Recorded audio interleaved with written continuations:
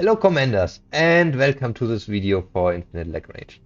Today I want to talk with you about blueprints and ships in this game, as there are some very interesting mechanics, and when I started the game first I got a little bit confused and didn't really know everything about it that I probably should have known when I started it.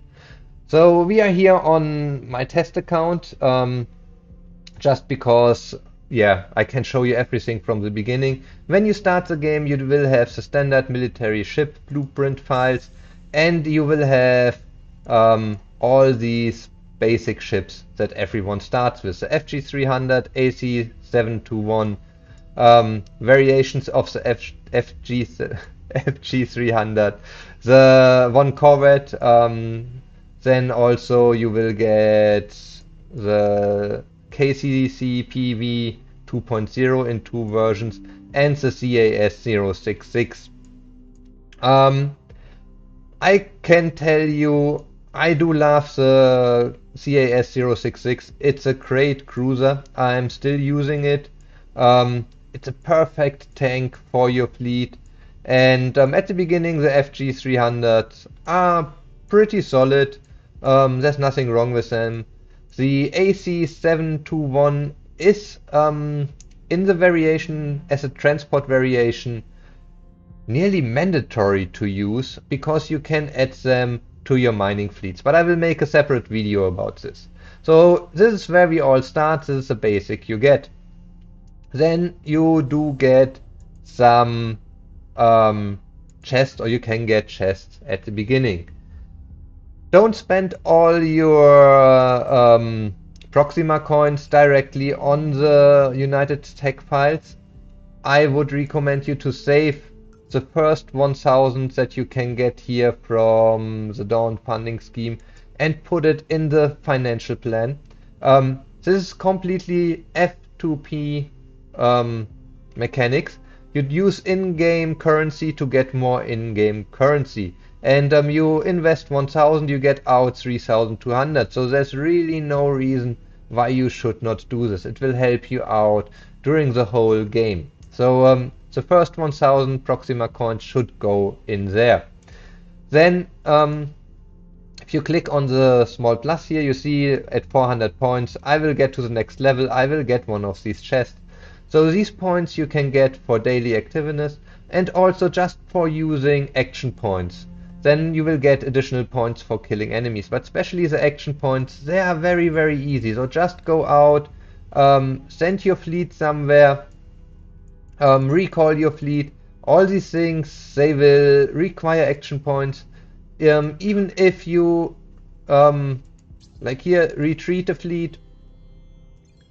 And if I send it out again now, to send it out again, it costs me 5 action points. So 5 action points means I will get additional points in the Dawn event, and I can get these additional chests.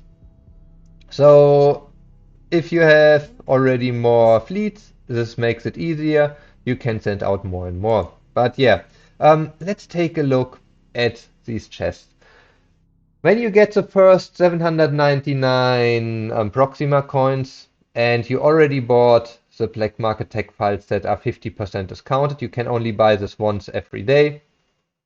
I would recommend you to buy the special pack, as it will give you a winged hussar. It looks like the first ship is always a winged hussar, but you will get these 3 ships from these 3 chests, and the winged hussar is an amazing destroyer. It's really a high damage destroyer.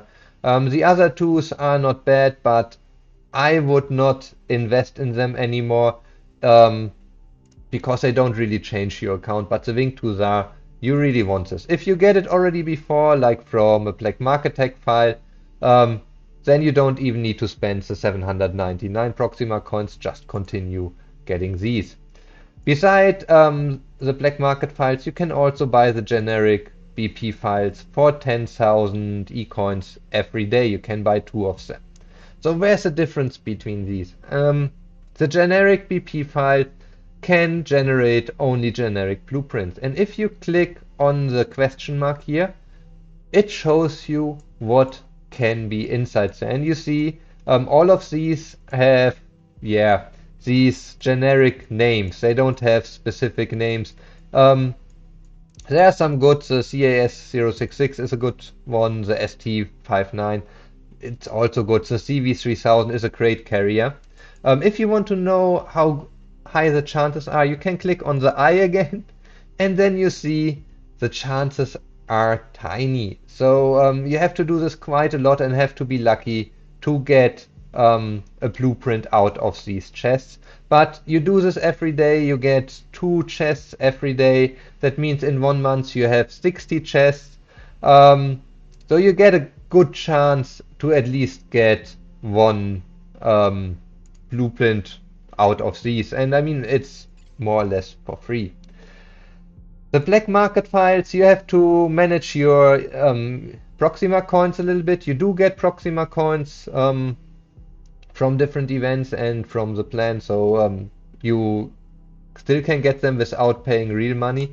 And here you can get also all the named blueprints. And there are really, really good blueprints in there that you will use forever in the game. So they are the best ships available that you can get. Early in game, something like Guardian or Tundra, they are amazing as they can repair your ships in fight. And same thing, if you click on the eye, you see the chances to get a blueprint, and the chances for these chests are higher. The last thing, when you research these blueprints, and there's a chance that you get a research point inside. If you have a total of 15 research points, you can buy the research point files, and they give you 100% chance to get a blueprint. And here again, you have the chance for all the ships available. So as you see, it's a 30% chance to get a frigate. It's a 3% chance for a carrier. But you for sure you will get one ship. If you're lucky, you will get one of the best. If you're unlucky, you get one that you probably will never use. But it is something like a pity system. As you open every day your chests, even if you do not get a blueprint in them, you will get these research points, and as soon as you get that 15 research points, you will get a 100% chance on a blueprint. So this is safe. You will get it for sure. And yeah, that's the important part. Besides that, just go through these, research them all, and then I will make some videos about the different chips, and we can look into these details later. Okay, so we did talk about the basic blueprints. Let's take a look into some other options. As mentioned before, and as you were able to see on the FG300, you can also get variations from other ships.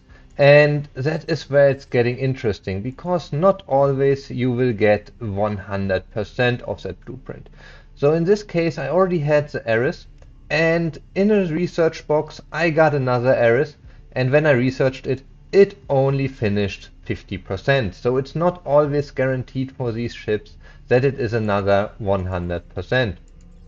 And you are lucky, I did start a research just a little bit before on a Ceres variant, and it finished. So let's take a look together and see if we are lucky or not. No, also here, we only get 50% on the research progress. So I do not have this flagship yet.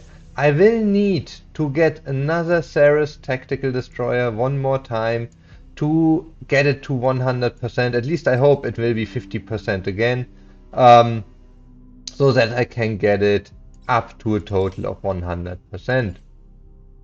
And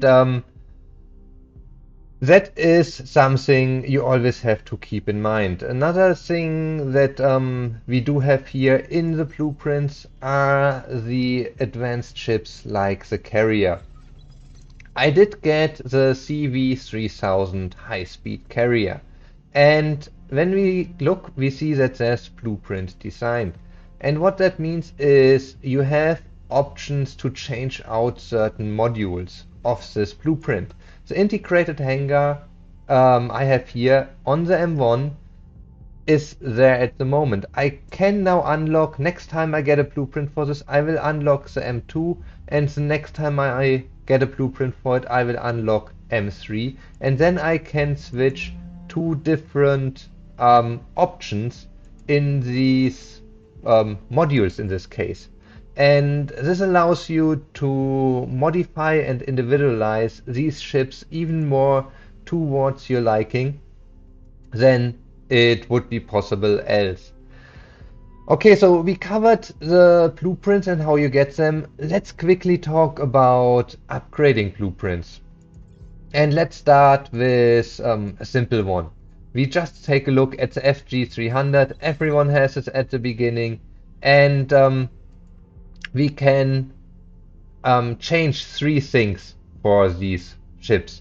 We can upgrade the blueprint, which is leveling up. So if you have combat microchips, you can increase the level. I would recommend you start this after level 30. Up to level 30, you can get experience points by attacking pirates. So you should do this first, and at level 30 or with level 30 this stops. And then I would recommend you to start using your combat microchips. Every level you level up, you will get a tech point. And these tech points you can increase sometimes, yeah, like from general tech points. I don't have this here, but you can use these tech points then to upgrade certain systems. Let's take a look. I did upgrade the recon type. Um, as you can see here, I did upgrade the engine system, so I made it fly faster because I use the recon type to go to some trading posts, so it's good if it's a little bit faster. And also you can then put yeah, these tech points into your weapon systems. The meta there is the most important thing, increasing the or decreasing the cooldown, after this increasing hit rate if it's available, and then increasing damage. Some of these systems do have strategy skills. You have to check them for each ship if they make sense. The good thing is you can always reset these tech points and use them somewhere else. Also, these tech points are always for the whole class of blueprints. So I can use them on the recon type, armor type, or multi-role type, but when I use them, they are gone. So I don't have these tech points for each of these types, only for the total blueprint. Another thing you can do is you can do weapon adjustments. You can upgrade weapons. The FG 300 only has one weapon, so if you click on this, you can use your cannon tech or your tech modules that you have, your tech, to increase the damage of these ships.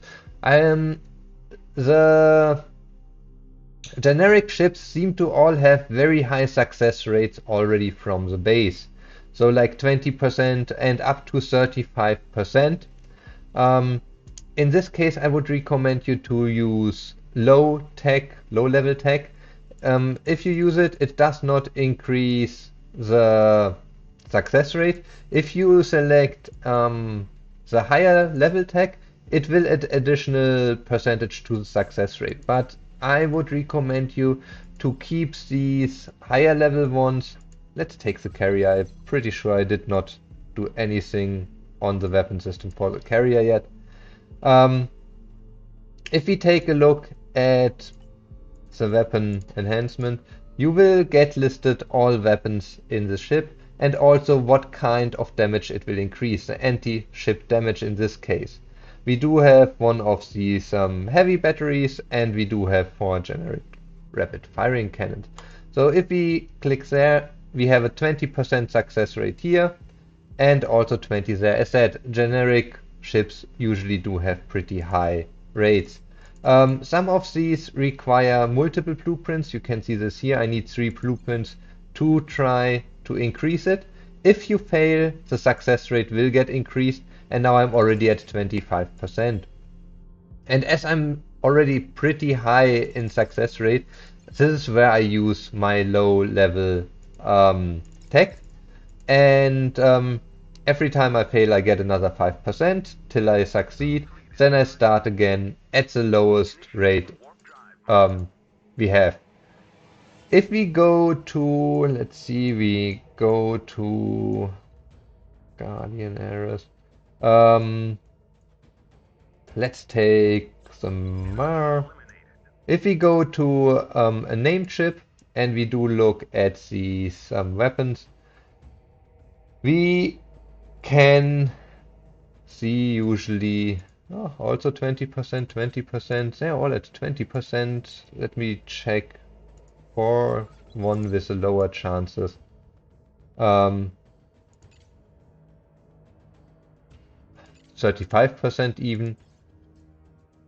Because I remember when I did the Guardian, it had pretty low basic chances. So, like here. The Ares, we only have 10% chance. Let's see if we can find one. Maybe the Ceres. 20%. No, but there are some ships that only have single digit percent chance to increase weapon damage. And for these, I would recommend you to use your high level tech, as you will get these additional upgrade chances, and you don't have to try it with 5% and going to 10, 20, and so on, because it will take really long. There are some ships, if you use them all the time, I would recommend you to increase the weapon. So as I said, I already did this for the Callisto.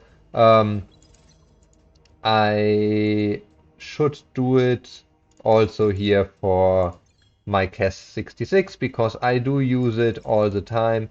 So I just click through all of these, and yeah, for these I need 3 all the time. So it might take a little bit of time to get there.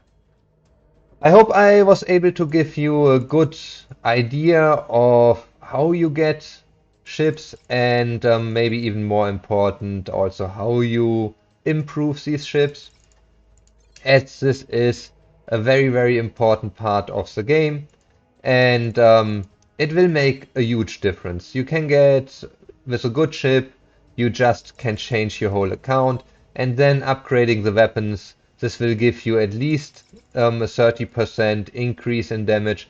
If you use attack points, this can go even much higher, so you can probably like nearly double the damage output from your ship if you skill it completely. Good, so if you liked the video, please give it a thumbs up, subscribe to the channel, and then I see you all on the next video again.